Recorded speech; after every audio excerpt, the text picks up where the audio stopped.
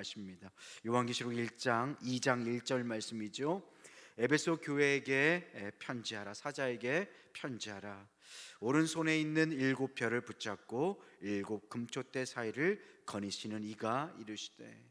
에베소 교회를 향해서 무엇을 하라 하십니까? 편지를 쓰라고 하십니다. 이 편지를 쓴다라는 것은 하나님께서 지금도 교회를 향해서, 특별히 우리 교회를 향해서도 편지를 쓰신다라는 뜻입니다. 편지는 언제 쓰나요? 긴급한 내용을 요즘 시대로 보지 않고 그 옛날 시대로 본다면 편지는 기묘한 중요한 내용을 자세하고 정확하게 전달하는 유일한 통로였습니다. 그렇기 때문에 편지한다는 것은 마음속에 있는 깊은 뜻들을 자세하게 오해 없이 그리고 상대방에게 잘 전달하고 싶다라는 뜻이지요.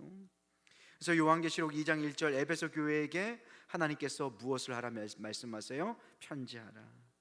이 편지한다는 뜻은 하나님께서 지금 이 땅에 우리 교회를 향하여서도 하나님의 말씀을 증거하길 원하신다라는 것입니다.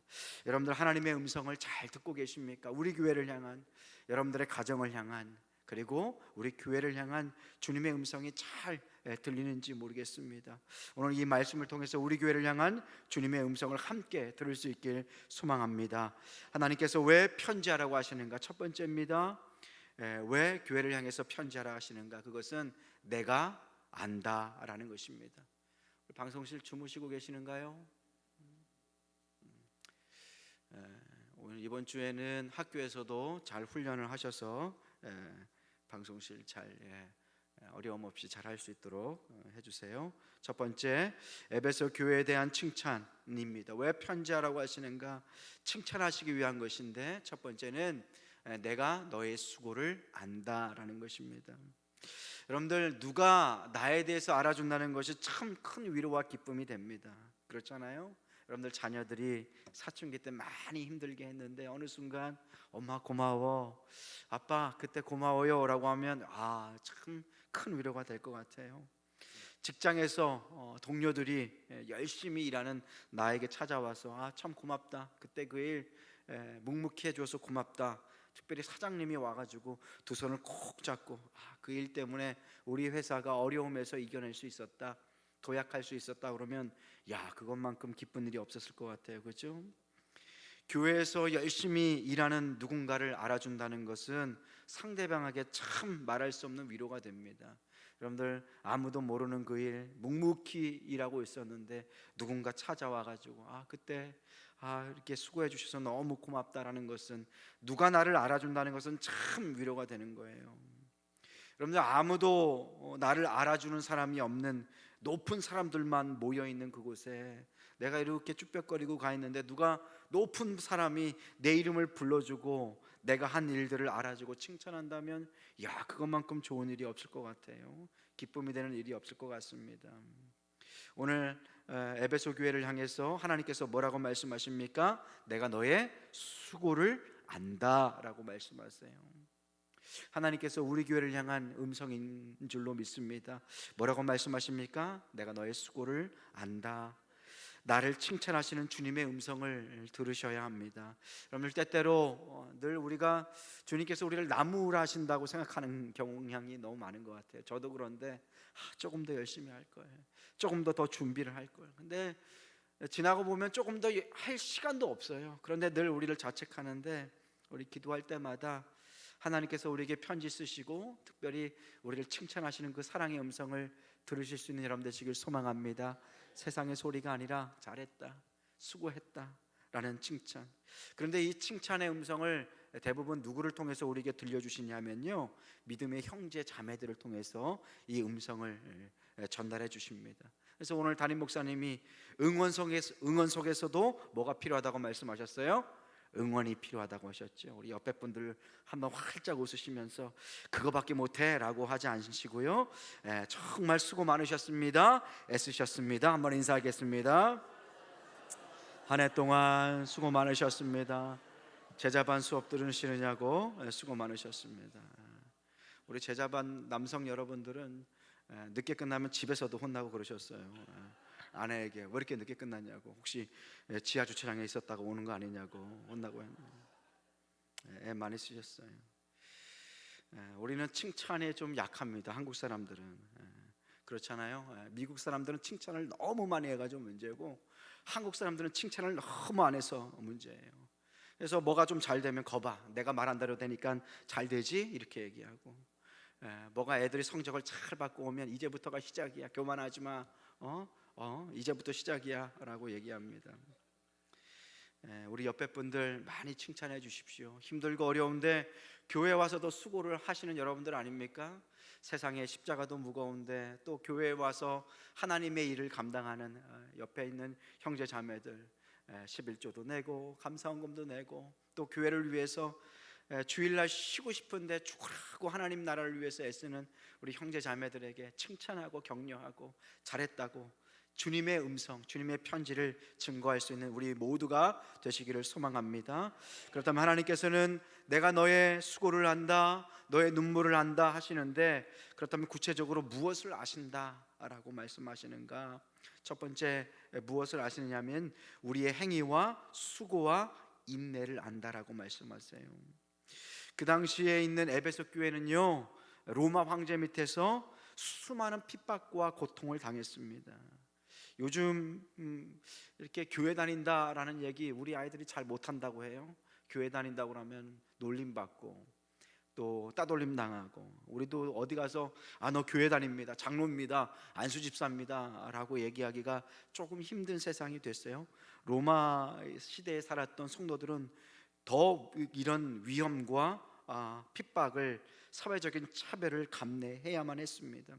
그런데 그 수고와 헌신을 주님께서 아신다라는 거예요.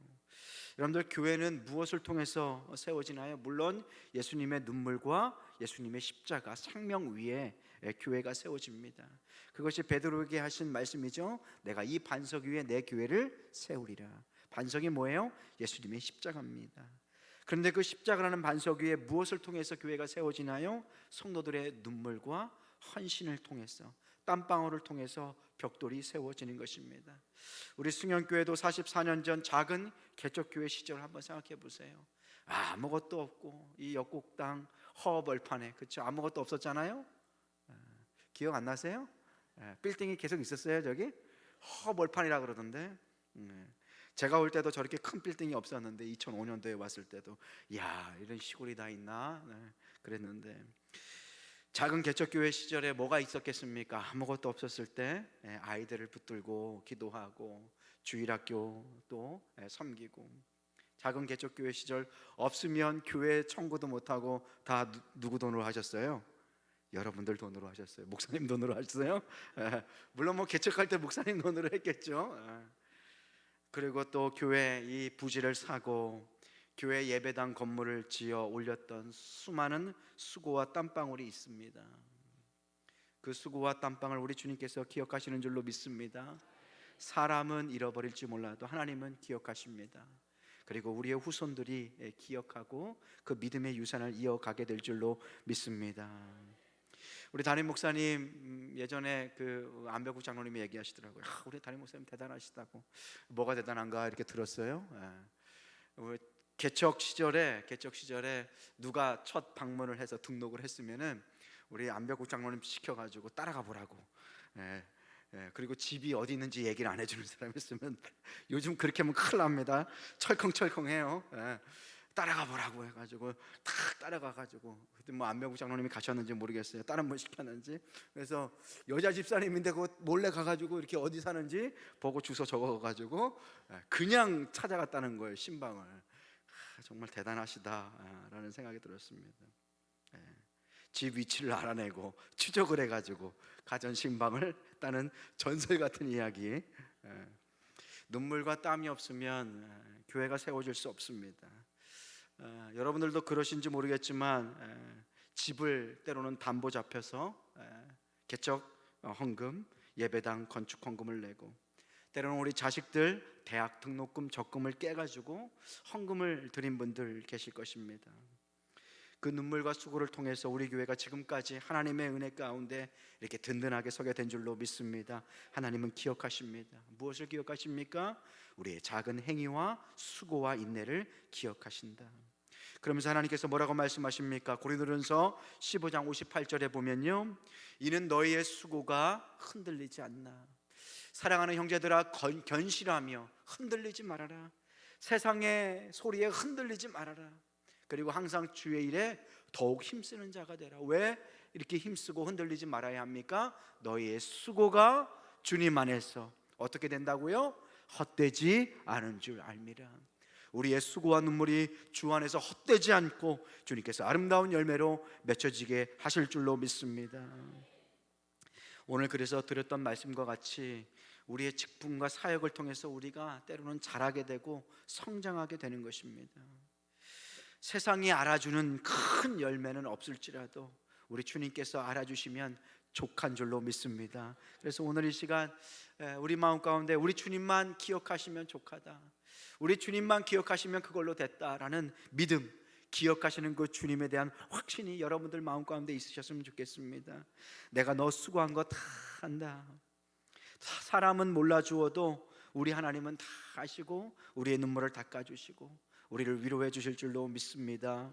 그러니 사람이 알아주지 않는다고 시험 들지 않기를 주님의 이름으로 축원합니다. 사람이 알아주고 칭찬해주고 그러면 기분이 좋지요. 일할 만합니다. 말도 잘 안 나오네요. 칭찬을 잘 못 들어가지고. 사람이 알아주고 칭찬해주면 기분 좋습니다. 그러나 사람의 칭찬만을 구하면 거기에 중독됩니다. 여러분들 그렇잖아요. 누가 나 칭찬 안 해주나? 누가 나 인정 안 해주나? 자꾸 거기에 매이면요, 거기에 중독되고 거기에 매여 있게 됩니다. 그러면 하나님을 향한 그 봉사와 헌신의 본질이 흐려지게 됩니다. 내가 하나님을 섬기는 건지 사람을 섬기는 건지가 흐려져요. 사역의 방향이 이리저리 흔들리고 꼬이게 됩니다. 내 삶의 주인이 하나님이 아니라 사람이 되어가는 것을 경험하게 됩니다. 사람에게도 끌려다니는 인생을 살게 된다는 거예요. 사랑하는 성도 여러분, 사람을 기쁘시게 하는 자가 아니라 하나님을 기쁘시게 하는 여러분 되시길 소망합니다. 사람을 기쁘게 하면 사꾼이 됩니다. 칭찬만을 구하는 종이 된다는 거예요. 때로는 사람의 칭찬이 아니라 주님의 음성, 오늘 에베소 교회처럼 그 주님의 음성을 들으실 수 있으셔야 합니다.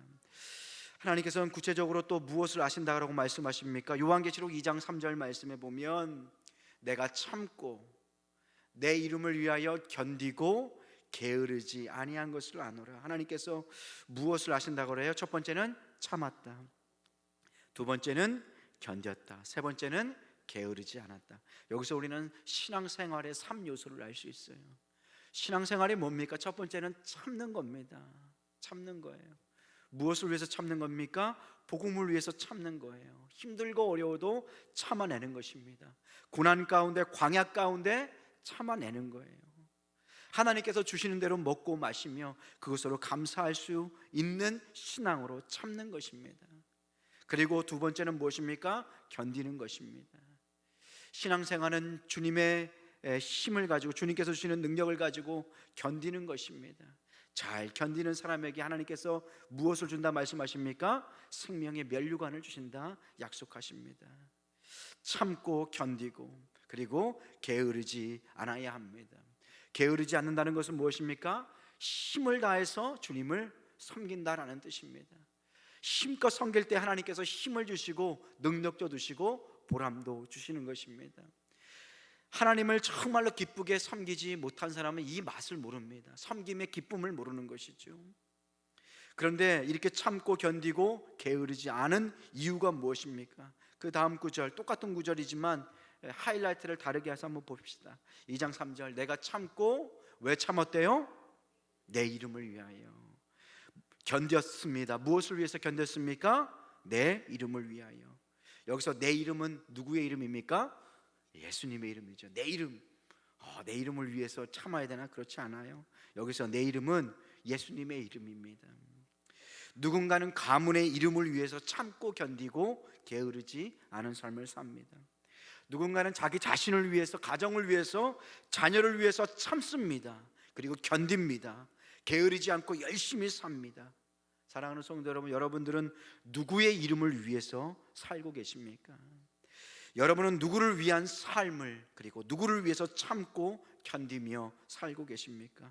이 자리에서는 우리 모두는 우리 하나님의 이름의 영광을 위해서 함께 참으며 함께 견디며 함께 기쁨으로 수고할 수 있기를 주님의 이름으로 축원합니다. 교회는 어떤 사람들을 통해서 세워집니까? 예수님의 이름을 위해서 참는 자들을 통해서 세워집니다. 여러분들 교회를 위해서 많이 참으셨죠? 우리 담임 목사님 얘기하신 것처럼 내가 여기 아니면은 일 못하나? 내가 지금 돈 받고 일하나? 당장 때려치고선 그만두고 싶은데 여러분들 끝까지 참으셨잖아요, 그죠? 그래서 하나님의 교회가 지금도 세워진 것 아닙니까? 나를 비난하는 사람을 용납하고 용서하고 품고 그렇게 지내다 보니까 나중에 들도 없는 영혼의 짝꿍이 된 거 아닙니까? 옆에 있는 분들 보세요. 처음부터 마음에 들었습니까? 말을 못하겠죠, 그죠? 주님의 이름을 참고, 그래서 오래 보면 아름다워지는 겁니다. 예수님의 이름을 위해서 또 어떻게 했습니까? 견뎠다라는 거예요. 남들은 두 손 두 발 다 들고 도망갑니다. 교회 건축한다 그러니까 두 손 두 발 다 들고, 우리 담임 목사님 자주 쓰는 말씀이죠. 두 손 두 발 다 들고 도망가는 사람들이 있습니다. 힘든 일 모두 도망치고 얼마 남지 않았을 때에 여러분들 견디고 애쓰고 참으셨습니다. 그 견딤을 하나님께서 아름답게 받아주셨다는 것이에요. 그래서 교회는 어떤 사람들을 통해서 세워집니까? 예수님의 이름을 위해서 참고, 예수님의 이름을 위해서 견디고, 예수님의 이름을 위해서 게으르지 않는 자들을 통해서 하나님의 교회, 예수님의 몸된 교회가 세워지는 줄로 믿습니다. 특별히 주님께서는 무엇을 하시냐? 첫 번째는 무엇을 하신다 그랬어요? 네가 참고 견디고 게으르지 않는 것. 그리고 두 번째는 무엇을 하신다고 하시냐면 악한 자들을 용납하지 않고 거짓 사도를 드러냈습니다. 악한 자를 용납하지 않는 그런 모습. 요한계시록 2장 2절 말씀에 보면요, 함께 읽겠습니다. 시작.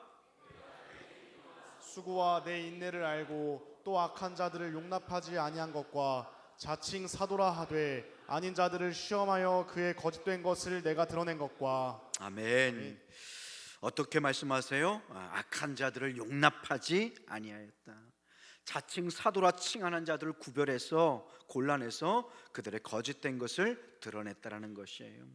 여기서 악한 자들이라는 것은 예수님과 교회를 욕보이는 자들입니다. 지금도 악한 자들은 세상 밖에서 교회와 예수님을 욕보이는 데 혈안이 되어 있어요. 모든 뉴스와 드라마와 영화와 아주 악의적으로 교회와 목사와 성도들을 조롱하는 것을 보게 됩니다. 그 세상이 깨끗해서 교회가 타락해서 그런 게 아니에요. 세상이 악하기 때문입니다. 우리가 잘 돌아봐야 합니다. 여기서 니골라당이 나옵니다. 니골라당의 그 악한 행동을 용납하지 않았다. 여기서 니골라당이라는 것은 자칭 사도라 칭했던 그 니골라라는 사람을 따랐던 무리를 의미합니다. 이 니골라라는 사람은 영지주의자였어요. 영지주의가 무엇입니까? 영지주의는 무엇이냐면요, 하나님이 아니라 이 세상의 이념과 철학을 더 높이 따르는 자들이었어요. 그게 뭐냐면 하나님을 섬기되 육신 또한 섬겼던 사람이에요. 영은 선하고 육은 악한 것이다 구별을 했어요. 그래서 영은 영적인 존재는 우리가 깨끗하다. 그러니 육적인 존재는 우리가 마음껏 타락해도 괜찮다, 마음껏 즐겨도 괜찮다라는 거예요. 왜냐? 영육이 분리되었으니까. 이원론자들이죠. 그리고 그래서 삶 따로 예배 따로, 신앙 따로 삶 따로가 되는 거예요. 오늘 이 니골라당 같은 사람들이 우리 교회 안에도 있습니다. 정의구현 사제단, 여러분들 누군지 아시죠? 신부님 중에 특별히 정의구현 사제단인지 종북구현 사제단인지 모르는 사람들이 계세요. 그 사람들이 오늘 얼마 전에 모여서 대통령 파면 선고를 했습니다. 그리고 얼마 전에는 대통령 정영기가 떨어졌으면 좋겠다라고 신부님들이 목양은 안 하고 정치만 하는 것 같아요. 물론 우리 개신교회 목사님들도 정치하는 분들이 계셔서 자중을 해야 되지만 얼마 전에 이런 얘기가 났어요. 니골라당이 무엇입니까? 하나님의 교회에서 하나님의 교회를 섬기지 않고 세상을 섬기는 자들이 바로 니골라 당입니다. 하나님의 교회 안에 몰래 들어와서 교회를 욕보이고 교회를 무너뜨리는 자들입니다. 사제라는 뜻은 평화의 종이라는 사람이에요. 그런데 대통령 전용기가 떨어졌으면 좋겠다. 어느 대통령인지 몰라요. 전 대통령인지 지금 대통령인지 저도 잘 모르겠어요. 여러분들 기분이 어떤 분이면 기분이 좋겠어요, 여러분들? 그게 우리가 하나님이 아니라 정치를 섬기는 죄를 범하고 있다는 뜻이에요. 어느 대통령이든 국민이 뽑았으면 우리가 믿건 싫건 끝까지 그를 위해서 기도해야 될 줄로 믿습니다. 기도해야 될 줄로 믿어요, 정말로. 정말 싫은 사람이 있을 수 있잖아요, 그죠? 왜 여러분들 아닌 척하세요? 정말 싫은 사람이 있을 수 있잖아요. 저 인간 죽었으면 좋겠다 이런 분들 안 계세요? 그럴 수 있죠. 그런데 우리는 그 미워하는 세상의 소리가 아니라 나라와 민족을 위해서 기도하는 기도자가 되어야 될 줄로 믿습니다. 사제라는 뜻은 평화의 종이라는 사람인데 이 세상을 그렇게 미움으로 망가뜨려 버리는 걸 봐요. 대통령 정의가 떨어졌으면 좋겠다. 대통령 파면 선고를 했으면 좋겠다. 나라를 분열하는 것 아닙니까? 평화의 종인지 분열의 종인지 모르겠어요. 누군가를 비난하기 위해서가 아닙니다. 우리 스스로를 우리 함께 돌아볼 수 있길 소망합니다. 교회는요, 십자가 복음 진리를 수호하는 사명을 받았습니다. 교회는 성도를 지키고 보호하는 곳입니다. 그래서 이 강단에서 생명과 진리의 말씀이 가감없이 선포되어야 합니다. 이 강단에서 사람 눈치를 보기 시작하고 하나님의 말씀을 왜곡하기 시작하면 그때부터 복음은 파괴되고 영혼은 죽어가는 것입니다. 여러분들 기도해 주십시오. 이 강단에서 가감없이 사람 눈치 보지 않고 하나님의 말씀을 생명력 있게 증거하는 우리 승연의 강단이 되게 해달라고 여러분들 기도하는 여러분 되시길 소망합니다. 특별히 교회는 성도들을 이단으로부터 니골라당으로부터 보호하고 지키는 곳입니다. 그래서 교회는 스포츠 클럽이 아니에요. 새로 오는 사람들에게 어떻게 하면 잘 보이려고, 어떻게 하면 끌어들이려고 이것저것 좋은 것만 내세우는, 그렇죠? 쇼핑하는 사람, 교회를 쇼핑하듯 그렇게 돌아다니는 사람들을 골라서 택할 수 있도록 그렇게 교회를 스스로 낮추는 곳이 되어서는 안 됩니다. 교회는 영광스러운 하나님의 전인 줄로 믿습니다. 요한계시록 2장 2절에 뭐라고 합니까? 그래서 그의 거짓된 것을 너희가 드러냈다. 여러분들 거짓된 것을 어떻게 드러냅니까? 교회는 아직도 양과 이리가 있습니다. 여러분들 이리가 누구인지 양이 누구인지 알 수가 없어요. 그러면 우리는 어떻게 알게 됩니까? 마태복음 7장 20절 말씀입니다. 21절 말씀 우리 함께 읽겠습니다. 시작. 나더러 주여 주여 하는 자마다 다 천국에 들어갈 것이 아니오 다만 하늘에 계신 내 아버지의 뜻대로 행하는 자라야 들어가리라. 아멘. 아멘. 그들의 열매로 그들을 안대요. 그래서 여러분들 잘 살펴야 합니다. 저 사람이 정말 교회에서 충성하는 종인지, 그렇다고 분열하고 나누는 것이 아니라 좋은 사람들을 모아서 하나님의 일을 시키기 위해서 그들을 위해서 기도하고 좋은 열매를 맺도록 애쓰고 수고할 수 있는 여러분 되시길 소망합니다. 그래서 모든 것을 아시는 예수님께서는 이런 에베소 교회 잘했다, 충성됐다, 내가 내 수고와 눈물을 안다라고 칭찬해 주세요. 그렇게 다독인 예수님께서 이제 본질적으로 중요한 말씀을 하십니다. 이제 책망하시는 거예요. 여러분들이 책망하신다라는 말을 들을 때 예수님 무섭다라고 생각하시면 안 됩니다.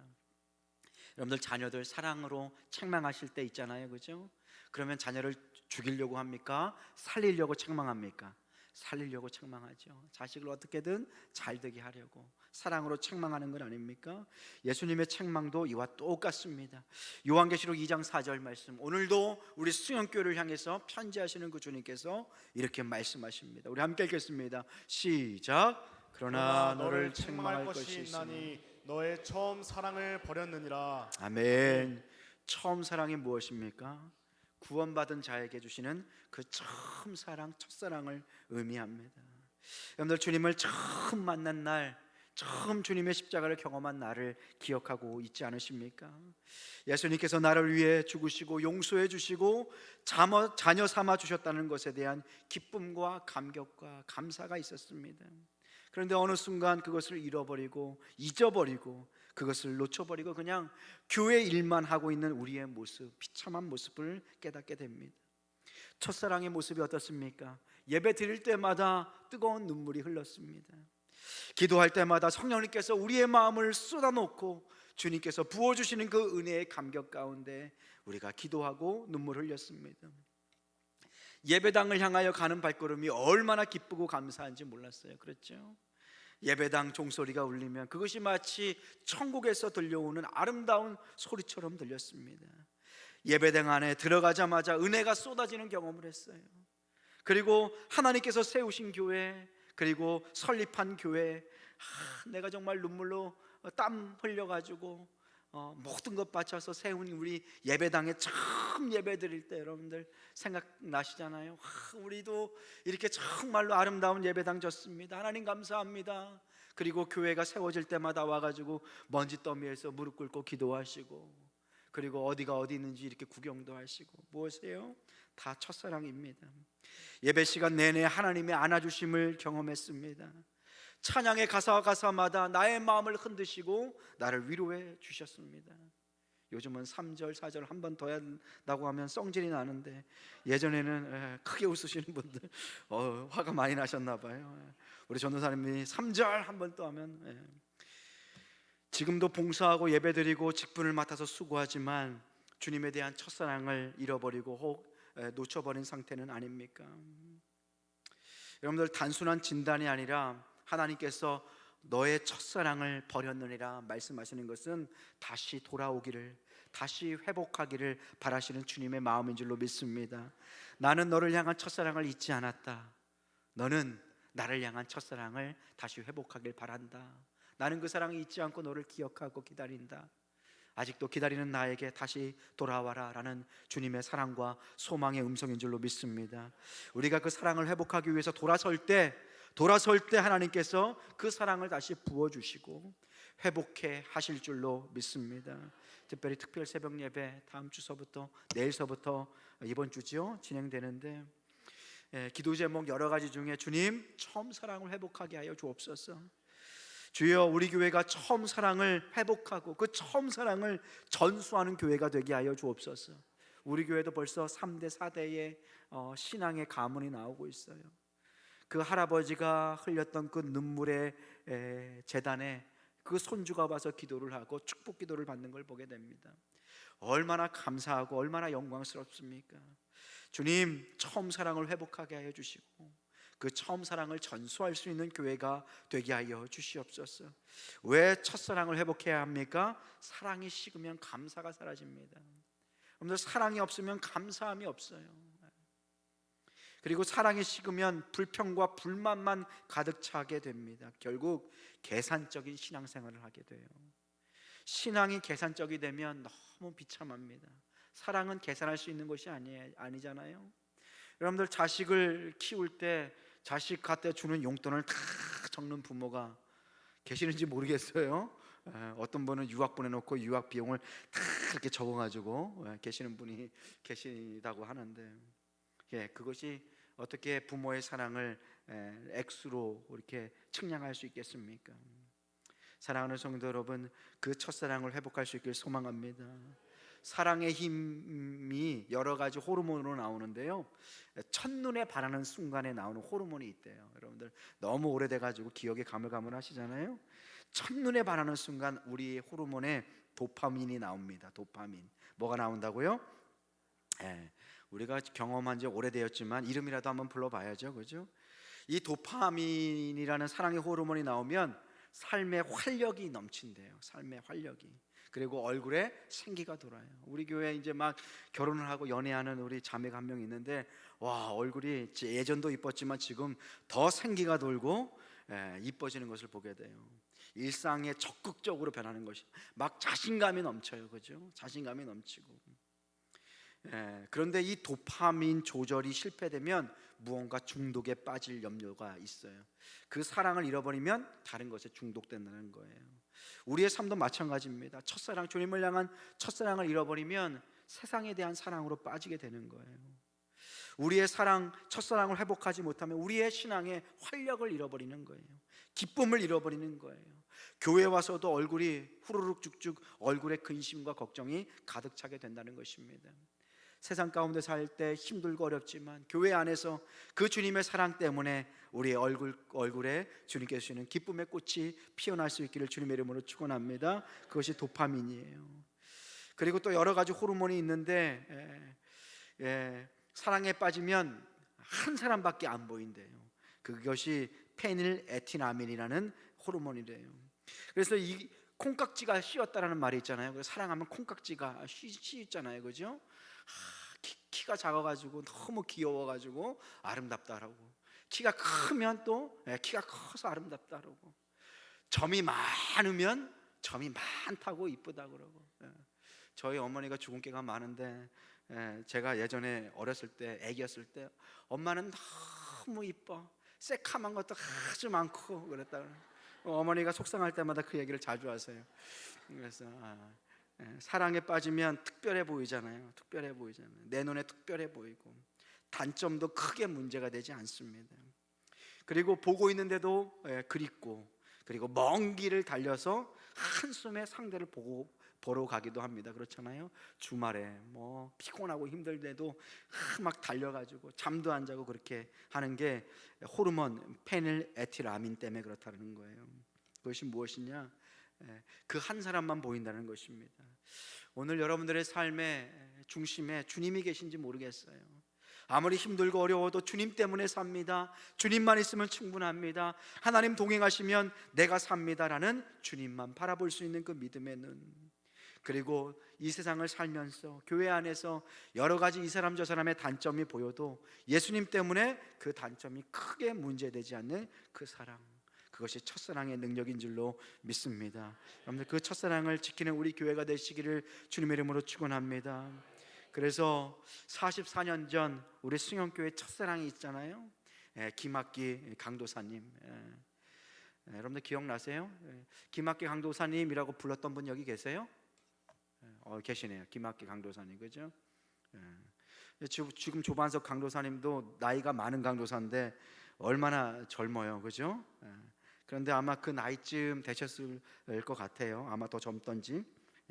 그 뜨거운 사랑과 열정, 맨 땅에 헤딩하는 그 두려움 없이 그 두려움을 이겼던 그 첫사랑. 그 첫사랑으로 세워진 교회는 어떤 교회였습니까? 선교적 교회였어요. 선교적 교회. 미셔널 처치 무엇입니까? 복음으로 승부하고 전도와 선교로 똘똘 뭉친 생명력 넘치는 교회였습니다. 얼마나 영혼을 사랑했으면 그 뒤쫓아가 가지고 그 한 영혼 불러다가 놓치지 않고 가서 신방하고. 저도 그렇게 한번 해보려고 하는데 아멘. 선교적 교회. 기독교 미래학자 레너드 스윗은 교회를 네 가지 유형으로 분류했습니다. 첫 번째, 선교적 교회다. 이 한 사람의 리더를 통해서 교회가 뜨겁게 첫 발을 내디올 때는 거침이 없다라는 거예요. 두려움이 없다라는 거예요. 왜? 잃을 게 없기 때문에, 예수님께 모든 걸 드렸기 때문에 복음 증거에 생명을 건다는 거예요. 딴 게 필요 없어요. 모여서 예배드리고 나가서 전도하고, 그게 다예요. 사실 근데 그게 교회의 본질 아닙니까? 모여서 기도하고 예배드리고 나가서 전도하고, 그리고 그 사람 끌고 와가지고 같이 밥 먹고 예배드리고, 그리고 그 사람을 위해서 기도하고, 또 그 전도된 사람이 나가서 전도하고 복음을 전하고, 이 뜨거운 사랑으로 똘똘 뭉친 교회, 그것이 첫사랑을 회복한 교회예요. 그런데 이 교회가 어떻게 흘러갑니까? 그 다음에 사역적인 교회로 흘러간다는 거예요. 미니스트리 처치가 된다는 거예요. 조금씩 교회의 첫사랑을 잃어버리는 거예요. 이 사역적 교회의 특징이 무엇입니까? 첫 번째는 행사 중심의 교회예요. 복음의 본질을 지키지 못하고 전도하는데 왜 가서 전도를 하냐, 이렇게 되는 교회가 되는 거예요. 요즘 우리 주변에도 전도하지 못하는 교회가 얼마나 많은지 몰라요. 전도는 교회의 본질이고 생명인 줄로 믿습니다. 행사 중심적인 교회가 되는 거예요. 모여서 뭐 내부적으로 음악회도 하고 내부적으로 뭐 잔치도 벌이고 자꾸 안에서 모이려고 그러는 거예요. 밖으로 나가지 않으니까. 그리고 사역적인 교회는 뭐예요? 계속 유급 사역자, 돈 받고 일하는 사람들만 계속 많아지는 거예요. 미국 교회의 특징입니다. 미국 교회 잘 살게 되니까, 돈이 많으니까 11조도 빵빵 내요. 교회에서 돈이 많아지니까 청소도 목사님 우리 이제 하지 말고 가서 우리 사람 시킵시다. 대부분 교회가 그렇게 해요 지금. 강대상 하나 권사님이나 누가 치우는 분이 없어요. 1년이 되도록 여기 먼지가 폭고얗게 앉게.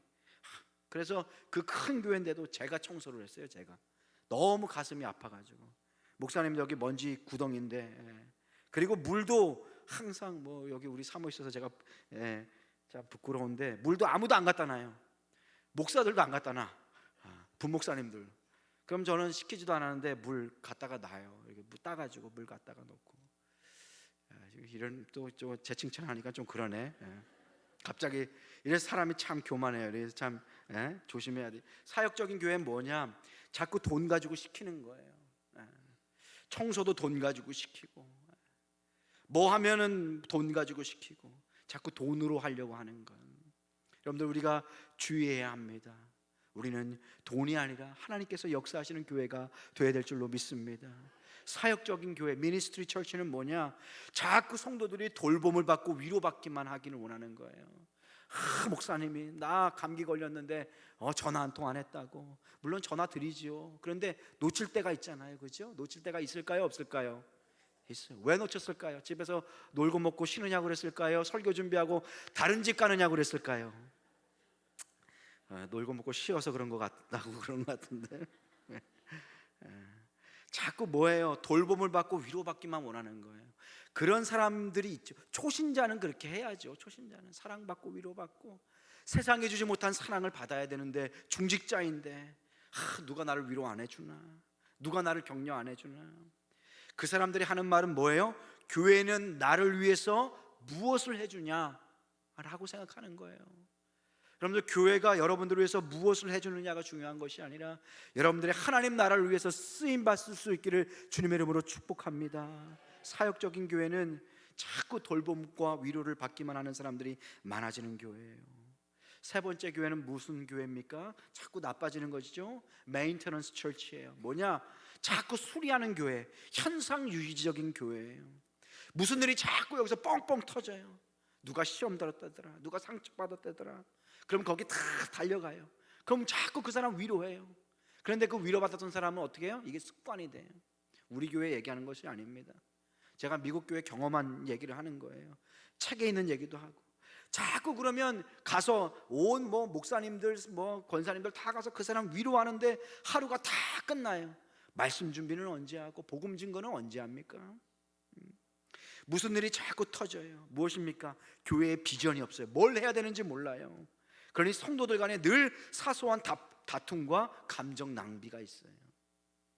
자꾸 비전을 향해서 하나님 나라를 위해서 일해야 되는데 그것이 없고 그냥 안에서 그냥 놀고 행사하고 그렇게 하는 교회가 되어 보니까 자꾸 사소한 감정과 다툼이 있다는 거예요. 무엇입니까? 그리고 또 특별히 이렇게 현상 유지적인 교회는요, 자꾸 이런 말이 많이 나옵니다. 목사님, 우리 교회는요 30년이 넘도록 이렇게 해왔어요. 바꾸려고 하지 마요. 이렇게 얘기하는 거예요. 그것이 바로 현상 유지적인, 옛날에 좋았으니까 지금도 이렇게 해야 된다, 바꿀 필요가 없다는 거예요. 그런데 종교개혁자들은 뭐라고 얘기했습니까? 한번 개혁된 교회는 늘 개혁되어야 한다라고 얘기했어요. 무엇이냐? 우리가 개혁주의 교회, 리폼드 철치라고 하는 건 개혁교회라는 거예요. 그것은 무엇이냐? 카톨릭으로부터 개혁된 교회, 새로운 교회라는 뜻입니다. 그것이 바로 우리 승영교회의 교회예요. 그런데 이 교회는 앞으로도 어떻게 해요? 계속 개혁되어야 돼요. 개혁되어야 되는 것이 무엇입니까? 예전에 나빴던 것들은 벗어내고 본질만 지킨다라는 것이 개혁주의 교회의 특징입니다. 현상유기적인 교회는 자꾸 옛날 이야기를 하는 거예요. 그러면서 어떻게 합니까? 네 번째, 박물관 교회가 되는 거예요. 사실 이거는 뮤지엄이 아니라 모니먼트 철치라고 하는데 자꾸 예전에 세웠던 자꾸 예전에 했던 그 이야기만 하는 박물관 교회가 되는 거예요. 생명도 열정도 눈물도 기도도 헌신도 순종도 다 옛날 이야기가 돼버린 교회예요. 이미 죽어서 미라가 된 영혼들만 가득한 교회, 활력이 사라진 교회를 의미합니다. 옛날 이야기만 가득 찬 교회가 돼요. 야, 예전에는 이랬었는데, 야, 예전에는 저랬었는데, 그러면서 자꾸 현재를 비관하고 비판해요. 지금 이 순간도 역사하시는 그 주님을 바라보지 못해요. 지금 이 순간도 임재하시는 그 주님의 사랑을 잃어버리고 자꾸 옛날 말 기억하는 거예요. 그것이 어떤 교회예요? 박물관 교회예요. 그런 교회는 어떻게 합니까? 사역자들을, 목회자를 경영인으로 생각해요. 경영인으로 생각하니까 어때요? 자꾸 숫자만 얘기하는 거예요. 영혼에 대한 그 감각은 잃어버리고, 교회가 어떻게 하는 거예요? 회사가 되어 가 버리는 것입니다. 사랑하는 성도 여러분, 얼마나 무서운 얘기입니까? 우리 교회는 그 첫사랑, 44년 전에 그 세워졌던 그 첫사랑을 유지하고 지키는 살아있는 교회가 되어야 될 줄로 믿습니다. 그러기 위해서 어떻게 해야 합니까? 에베소 교회를 향한 주의 음성을 들어야 합니까? 무엇입니까? 첫사랑을 회복하는 거예요. 오늘 일주일간 우리가 새벽 기도로 주님 앞에 나아갈 때 여러분들 그 첫사랑을 회복하게 해달라고, 첫사랑을 기억하고 회복하고 또 누리게 해달라고 기도하고 부르짖을 때에 하나님께서 우리에게 그 첫사랑을 회복해 주실 줄로 믿습니다. 살아있는 교회, 생명력 있는 교회가 되어서 우리 승용교회가 다음 세대도 건강하게 키우고 우리 아이들 일당백의 세계적인 일꾼들, 믿음의 일꾼들로 키워낼 수 있는 교회가 되길 소망합니다. 목장들마다 함께 모여서 예배드릴 때 성령의 나타남과 역사가 있고 위로가 있는 목장 예배, 안 된다 못한다 그런 것이 아니라 하나님께 주시는 새 비전을 꿈꾸면서 함께 뛰어갈 수 있기를 주님의 이름으로 축원합니다. 하나님께서 하시면 될 줄로 믿습니다. 첫사랑을 회복하는 교회를 하나님께서 사용하여 주실 줄로 믿습니다. 우리 뛰는 가슴으로 새벽 때마다 그 첫사랑의 감동에 매여서 함께 기도하는 우리 모두가 되시기를 주님의 이름으로 축원합니다. 기도하겠습니다. 하나님 은혜